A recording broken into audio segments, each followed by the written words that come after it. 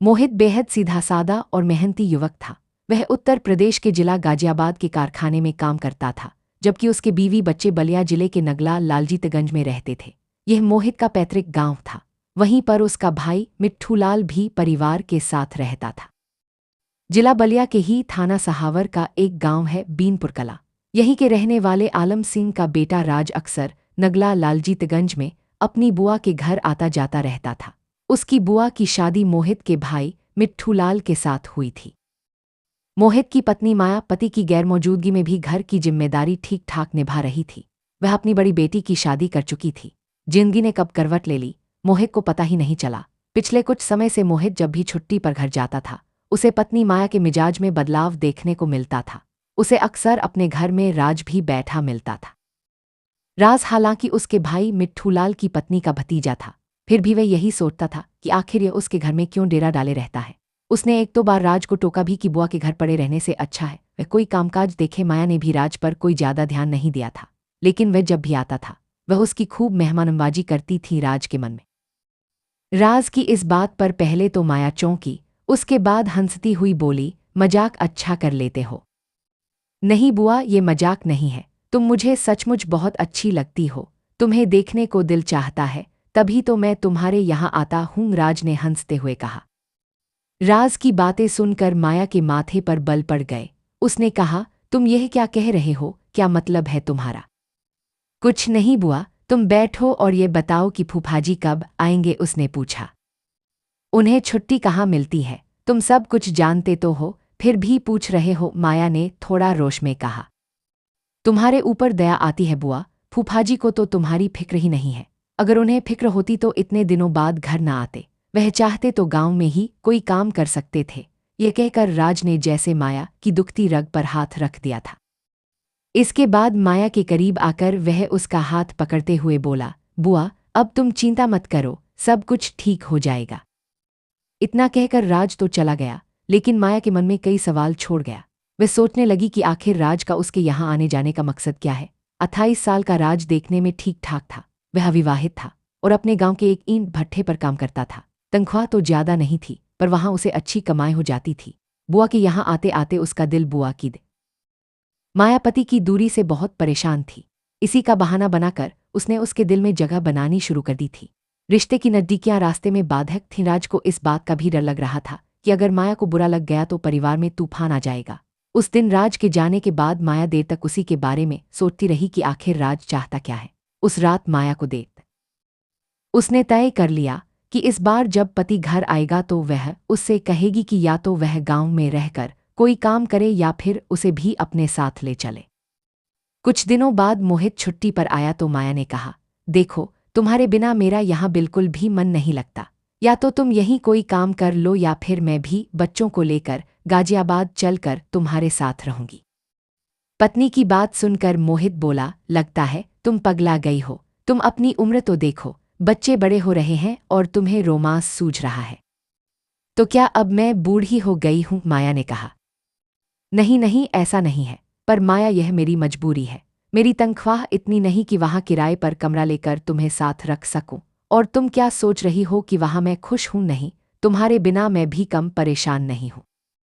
पति के जवाब पर माया कुछ नहीं बोली। मोहित 3 दिनों तक घर पर रहा। तब तक माया काफी खुश रही, पर पति के जाने के बाद उसके जिस्म की भूख फिर सिर उठाने लगी। वह उदास हो गई। तब उसके दिलो दिमाग में राज घूमने लगा। वह उससे मिलने को उतावली हो उठी। इतना ही नहीं, वह अपनी जेठानी के घर जाकर बोली, दीदी राज आया नहीं क्या? जेठानी ने कहा, आया तो था पर जल्दी में था। क्यों, कोई काम है क्या? नहीं, मैंने तो यूं ही पूछ लिया। उदास मन से माया वापस आने को हुई, तभी जेठानी ने कहा, शायद वह कल आएगा। जेठानी की बात सुनकर माया का दिल उछलने लगा।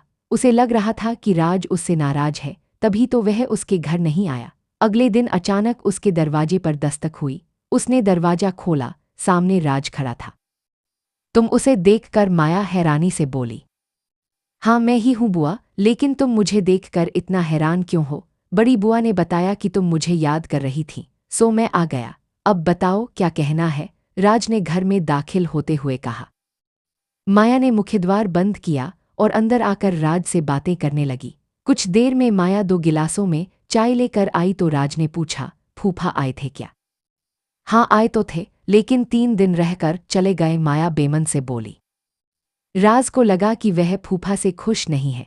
उसने मौके का फायदा उठाते हुए कहा, बुआ मैं कुछ कहना चाहता हूँ, पर डर लगता है कि कहीं तुम बुरा न मान जाओ। नहीं तुम बताओ क्या बात है। बुआ सच तो यह है कि तुम मुझे बहुत अच्छी लगती हो और मैं तुमसे प्यार करने लगा हूँ। राज ने एक ही झटके में मन की बात कह दी। राज की बात पर माया भड़क उठी, क्या मतलब है तुम्हारा? और हाँ, प्यार का मतलब जानते हो? अपनी और मेरी उम्र में फर्क देखा है।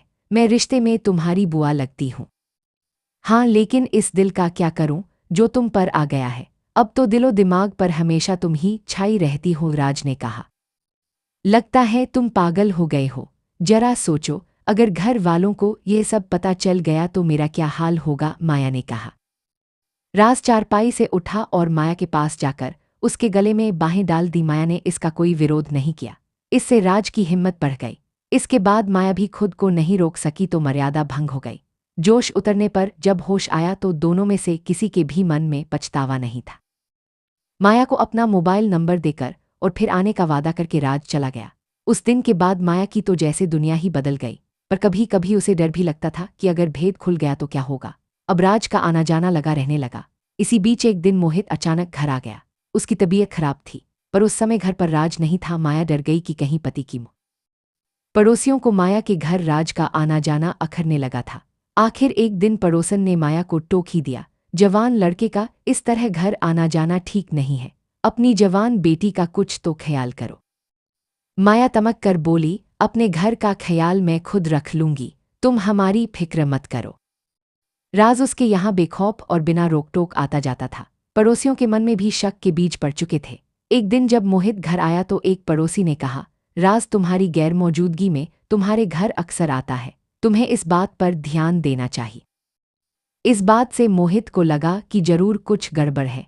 उसने माया से पूछा, यह राज का क्या चक्कर है?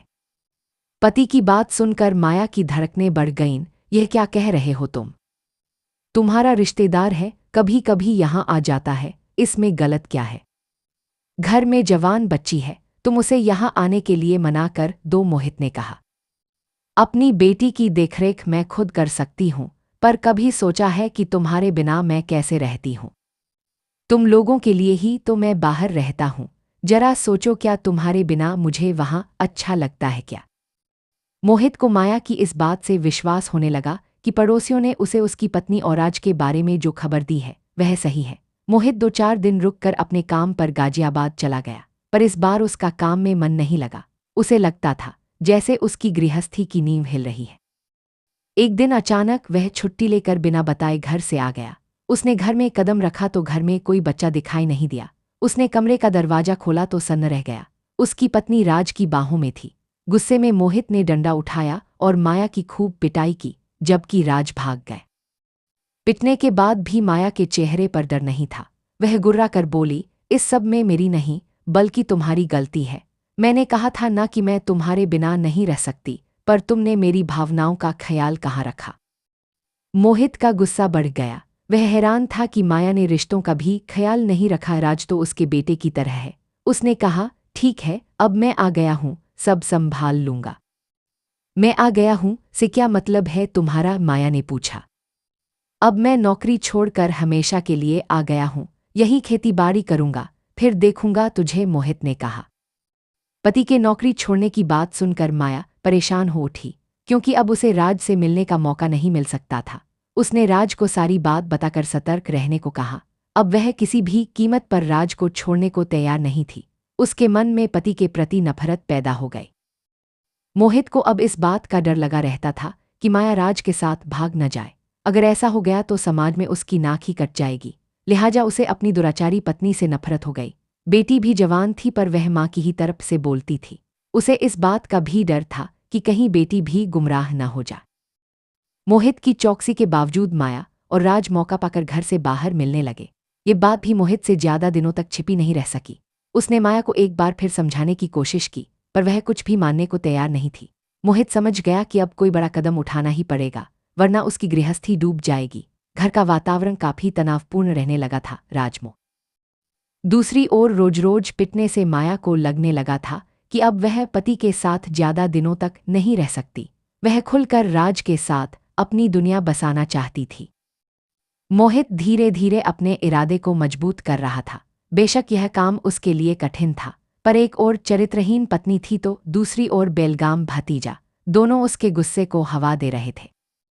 योजना के अनुसार मोहित उसी ईंट भट्ठे पर काम करने लगा जहां राज करता था। मोहित जानता था कि राज रात में भट्ठे पर ही सोता है। उसे लगा कि वह वहीं पर अपना काम आसानी से कर सकता है। वह भी भट्ठे पर ही सोने लगा और मौके की तलाश में लग गया।